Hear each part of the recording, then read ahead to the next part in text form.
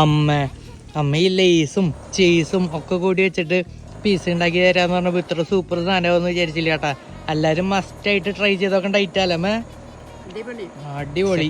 അമ്മ അതെ, ഞാൻ അമ്മക്ക് കുറച്ച് ലേസ് വാങ്ങിച്ചിട്ട് വന്നിട്ടുണ്ട്. ഇത് പിടിച്ച അമ്മക്ക് ഇത് വെച്ചിട്ട് മറ്റേ ലേസ് ചാട്ടില്ലേ അത് ഉണ്ടാക്കി തരും എനിക്ക്. വേറൊരു ഐറ്റം ഉണ്ട്, ലേസ് ഓംലേറ്റ് പിസ്സ.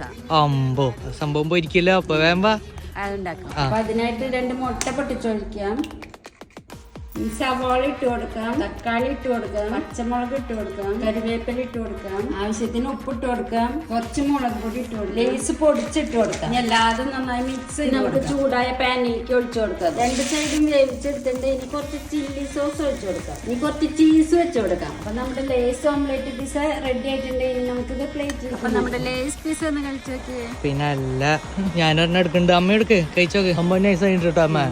സൂപ്പർ.